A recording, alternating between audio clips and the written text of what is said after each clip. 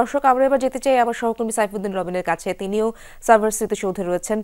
সাইফুদ্দিন রবিন, ৬টা ৩৪-এর দিকে মহামান্য রাষ্ট্রপতির শ্রদ্ধা নিবেদন করার কথা রয়েছে। তার পরবর্তীতেই তো রাজনৈতিক নেতৃত্ববৃন্দ সেখানে যাবেন, শ্রদ্ধা নিবেদন করবেন।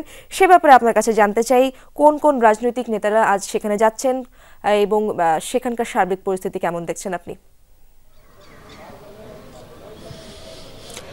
ইশরাত, মৌসুম যেমনটি জানাচ্ছিল যে আসলে সার্বিক প্রস্তুতি এখন প্রথম প্রহরে জাতীয় স্মৃতিসৌধে মহামান্য রাষ্ট্রপতি এবং অন্তর্বর্তী সরকারের প্রধান সরকার প্রধান অর্থাৎ মোহাম্মদ শাহাবুদ্দিন এবং ডক্টর মোহাম্মদ ইউনূসের সেই শ্রদ্ধা নিবেদনের আয়োজনটি শুরু হবে এবং সেটির অপেক্ষা। এবং এখন পর্যন্ত যদি বলতে চাই, মহামান্য রাষ্ট্রপতি ইতিমধ্যেই প্রবেশ করেছেন, ধারণা করছি আমরা তার গাড়ি বহর অনুমান করে আসলে জাতীয় স্মৃতিসৌধ প্রাঙ্গণে, এবং সেই সঙ্গে বিভিন্ন দেশের কূটনীতিকরাও আসলে আসছেন এবং কিছুক্ষণের মধ্যেই অন্তর্বর্তী সরকারের প্রধান উপদেষ্টা ডক্টর মোহাম্মদ ইউনূস আসবেন। তারা পরপর দুজনেই এই জাতীয় স্মৃতিসৌধে ৫৪তম এই বিজয় দিবসের প্রথম প্রহরেই বলা চলে শ্রদ্ধার্ঘ্য অর্পণ করবেন।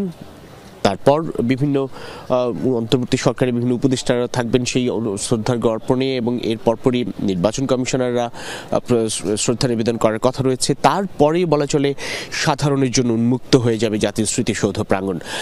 এবং ইতিমধ্যেই কিন্তু আনাগোনা দেখা যাচ্ছে সাধারণ মানুষের, যারা এই শ্রদ্ধা জানাতে আসতে চান এই জাতীয় স্মৃতিসৌধে, এবং তারা এই নিরাপত্তা, কয়েক স্তরের নিরাপত্তা বলয় গড়ে ওঠার কারণে মূলত তারা এখন বিচ্ছিন্নভাবে বিক্ষিপ্তভাবে বাইরে অবস্থান করছেন। যদিও এখন এই বেলায় সেই সংখ্যাটা কম, কিন্তু যখন প্রধান উপদেষ্টা শ্রদ্ধা নিবেদন শেষ করে বেরিয়ে যাবেন জাতীয় স্মৃতিসৌধ থেকে, যখন উন্মুক্ত হয়ে যাবে সর্বসাধারণের জন্য, তখন বলা চলে সেখানটায় আরও সাধারণ অংশগ্রহণ বাড়বে। এবং রাজনৈতিক দলগুলো, বিশেষ করে বিএনপি, জাতীয় পার্টি এবং গণতন্ত্র মঞ্চের যে সকল দলগুলো রয়েছে, বিশেষ করে নাগরিক ঐক্য, জাসদ, জেএসডি রব, সেই সঙ্গে গণসংহতি আন্দোলন, বিপ্লবী ওয়ার্কার্স পার্টি, সেই সব দলের নেতৃবৃন্দ আসবেন স্মৃতিসৌধে শ্রদ্ধা জানাতে। এবং দেখার বিষয় জামায়াতে ইসলামী নেতৃবৃন্দ আসেন কিনা সেটার জন্য আমরা অপেক্ষাও করছি। এবং বলা চলে রাষ্ট্রপতি এবং প্রধান উপদেষ্টার পরপর বিভিন্ন দেশের কূটনীতিকরাও শ্রদ্ধা জানাবেন জাতির শ্রেষ্ঠ সন্তানদের স্মরণ করে। এরপরই যখন উন্মুক্ত হয়ে যাবে সকলের জন্য, তখন বিভিন্ন পেশাজীবী থেকে শুরু করে বিভিন্ন শিক্ষা প্রতিষ্ঠানের বিভিন্ন সক্রিয় যারা রয়েছেন প্রত্যেকে আসবেন আজ এই বিজয় দিবসে জাতির শ্রেষ্ঠ সন্তানদের শ্রদ্ধা জানাতে জাতীয় স্মৃতিসৌধ প্রাঙ্গণে। ঠাকুর সেখানে রবিন, আপনার কাছ থেকে পরবর্তীতে আরো জানার চেষ্টা করব।